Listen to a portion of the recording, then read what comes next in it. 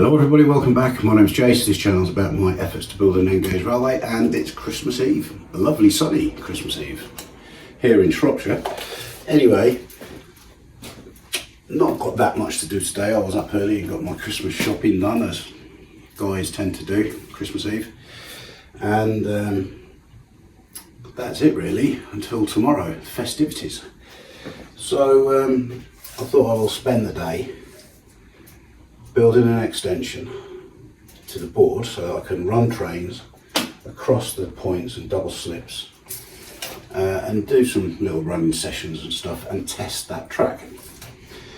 So I'm thinking if I make a board to go from say here, then rest on the windowsill this side, so that's going to be about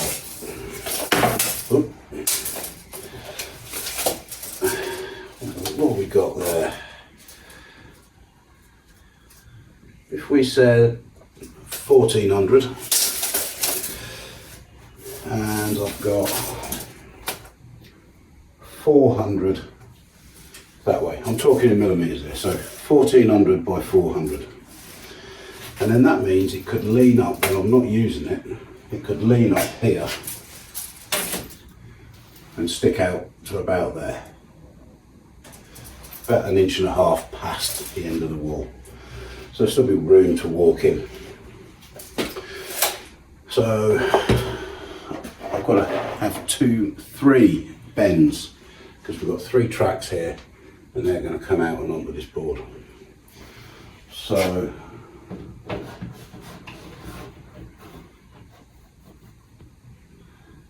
something like that. Now, that is quite a tight radius, obviously. Not something I would do if it was on a main layout, if it was in the loft. But because this is purely just to run trains in and out of here, I'm not too worried about that. As long as the trains will go around them, that'll do. The whole purpose of it is to test this track. So without further ado, I'm going to cut up some big pieces of wood into little pieces of wood and we'll see where we're at.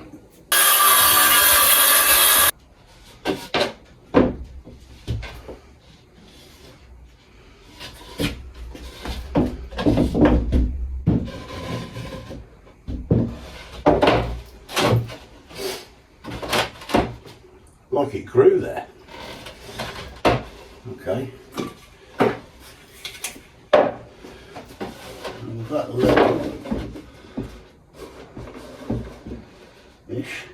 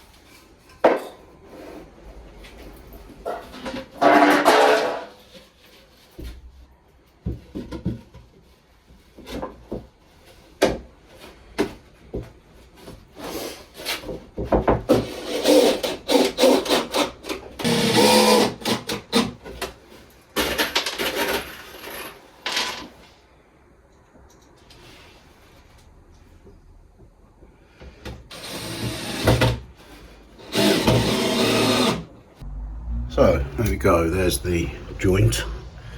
Not the best in the world, but I haven't put a lot of effort into this, I must admit. I think it's taken me 20 minutes to make this board. This plywood is not as thick as this plywood, so we do have a bit of a step. I'm not going to put cork on here because this is temporary, this is all going to get taken up and used for other stuff. So what I'm thinking is maybe a bit of my floor underlay will do the job, just to level these out enough and bring them round. So I've just emptied my track drawer of things that I think will be useful. I've got a few fish plates and probably not enough. That's not good, is it? Christmas Eve, I ain't going to get any more. Track pins. little bits of track, and then various points, crossovers. I'm not going to need them. Set track I won't use. So I'll just organise it into piles of short track, long track, etc. Doesn't have to look good. I'm sure it won't, to be fair. As long as it works, that's all I care about.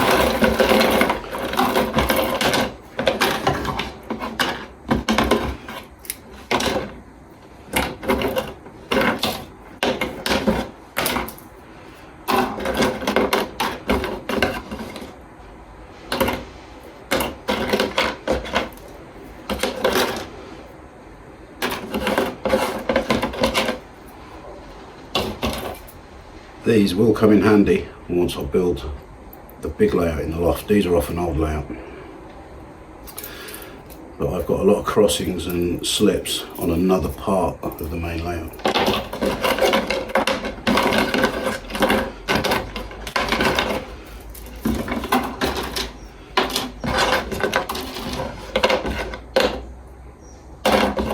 I don't think we use the curved points. There's the points. This lot, this got to go back in the drawer. This is all set track, crossings, curved points.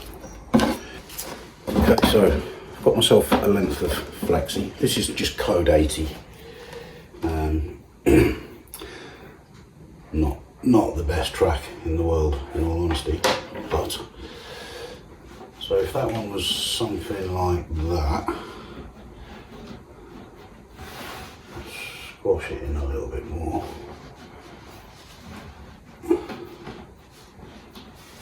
Something like that.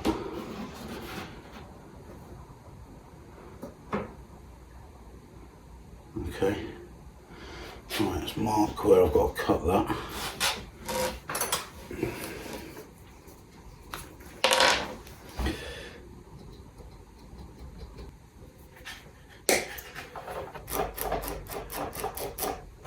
I'll bring you in for a close-up in a second, because I've got to do some board joints for the track. But first I want to just get these on there. So I've got my measurements correct.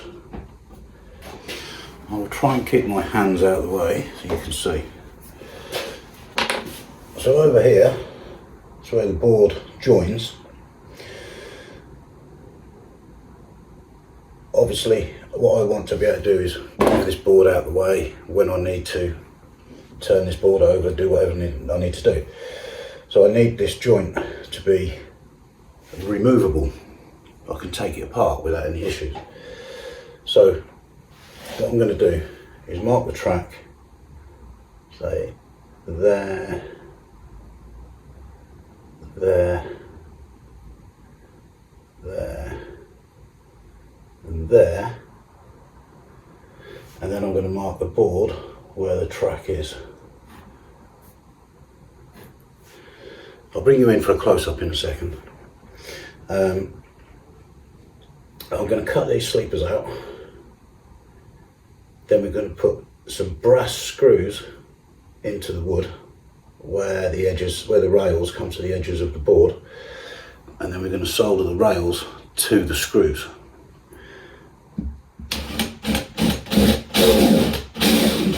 So this is kind of how it works. Just line that back up. There we are. So this is kind of how it works. I just now need to set the height of these screws so that the rails are at the right height, and then they get soldered to them. But it won't be a short piece of track like that. It will be the full length. So these ends will be in here, and these bare pieces of track will be running across the screws.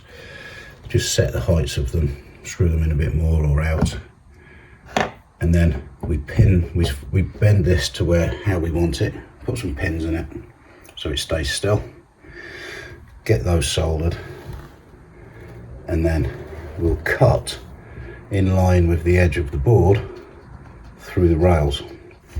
And if all goes well, the bend and the track and the rails and everything will stay exactly where it is, even though we've cut through.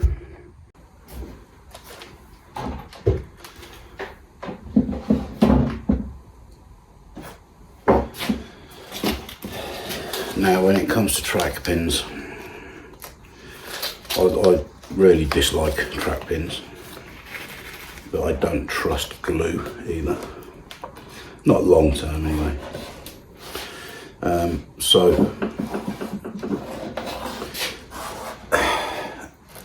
I've over the years done the trying to hammer these in method, which does work,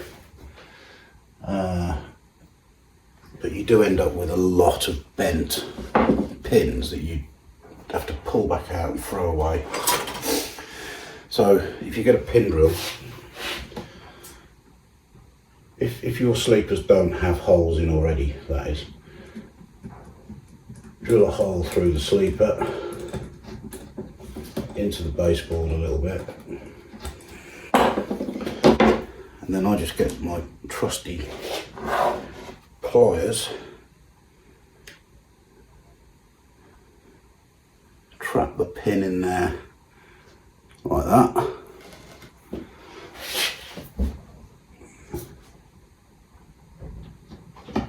and just push it in.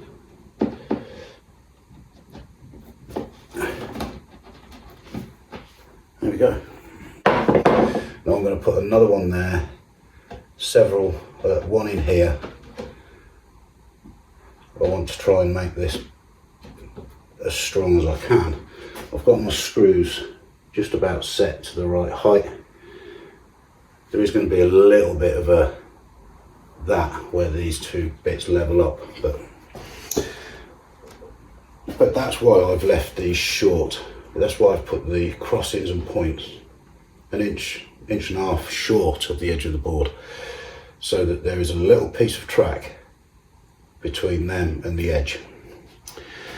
Hopefully then, if I ever bash this edge moving the board or whatever, it just damages that short piece of track. It doesn't damage the slips or the points, hopefully.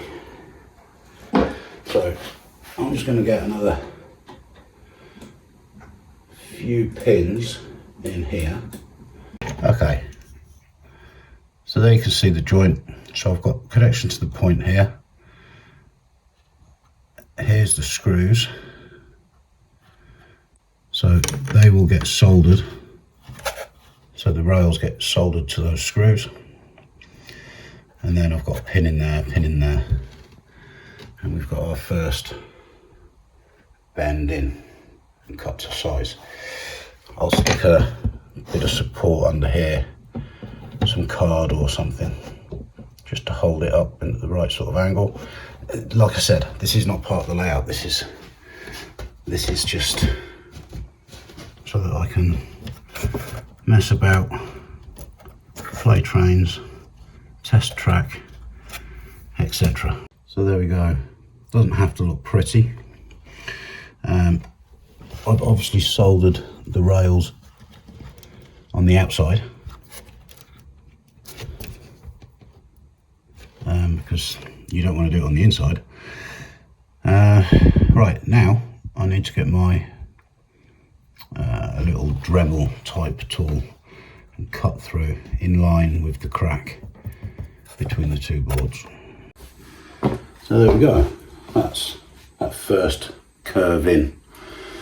I've got two more of those to do, because this is the line out of the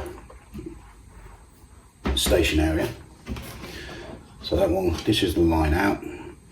Then we're going to have the line in, and then we've got the head shunt for playing shunting on the board. So I will get them in, and then I'll bring you back. Okay, so I'm 3 tracks in, ready to solder those nearest us, where you can see the screws. Now before you do your soldering and cutting, make sure that these ones are still in line, because if the board's moved and then you solder these, something's going to be out somewhere. So make sure everything's as you want it, then do your soldering, then do your cutting. Right, there's the 3 lines. So the one closest to us just being a head shunt really. And then I've stuck a few points down. So we're going to have 4 sidings, and that's enough just to play trains. I'm just going to select some old bits of track.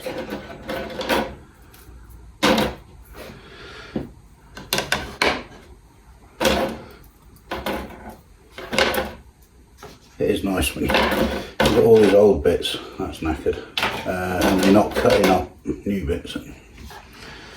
That'll do for there.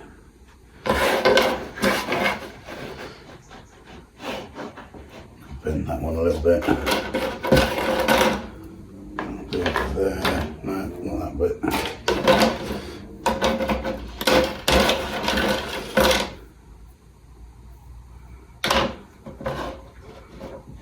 Some of them aren't very good at all. I can afford to be selective. In fact, that might be better. Okay, so we've got, so this is the line out of the station. So we've got a choice of either pulling into this siding and sorting things out from there, or coming down into one of these 3. This is the head shunt, and this is the outgoing line from this area.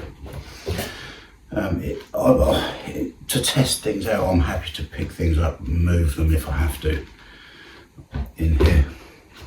I did think about building a runaround, but then I'm losing that much of the board with another point and a little shunt line at the end. So yeah, somehow I've ended up with Kato track pins. I don't ever remember buying these, but I've got them, and they're actually quite a lot bigger than the Pico ones, unless these are for 00. They might be, but they do go through the holes in the track, in the sleepers, and they are much stronger, harder to push into the wood, and they are more visible. So I don't think I'll be using them on the main layout, but for this, it's absolutely fine. Like I've said, all this is temporary. Right, so now, what I want to do is I've got to get power to this, haven't I? So I think it's all going to be run on the surface. I'm not drilling holes and putting droppers on and all of that rubbish. Not for this. I'm going to sort of, I've got 1, 2, 3 bits of flexi there that need power. Points, they all need power. So I think I will work out how I'm going to run some wires on this board, get it all soldered up, and then I'm going to have to connect this board to this board.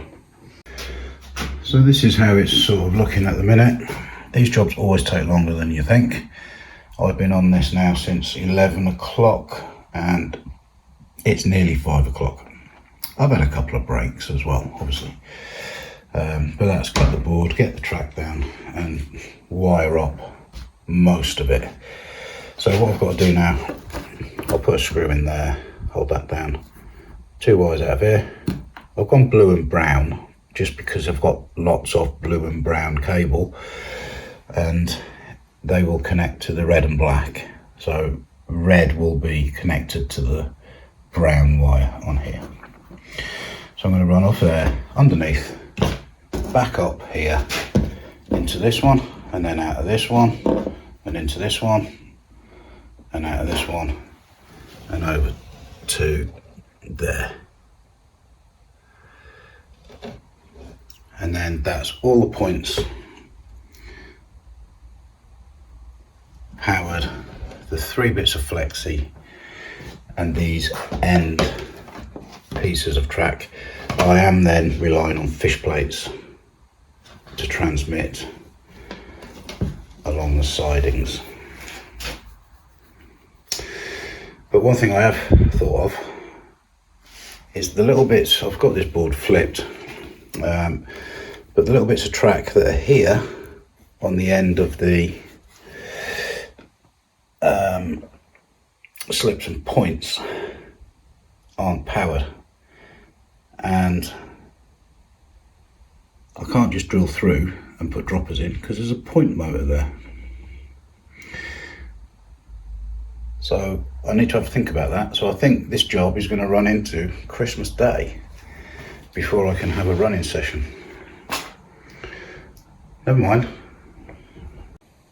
Right guys, I'm going to leave this video there and continue tomorrow, Christmas Day, because I am allowed to play with my toys on Christmas Day. But I am going to spend some time with the family now, tonight, Christmas Eve. And no doubt get up in the morning and open presents and stuff together. Fortunately, my lad is now at an age where he probably won't even be up until 3 o'clock, but that's good. That means I can get up at say 8:30, 9, have some breakfast, have a fry up. It's Christmas Day.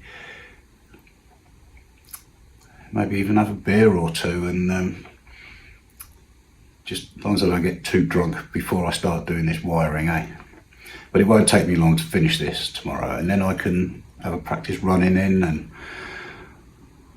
play trains, and I will obviously get a video for you at some point over the next few days.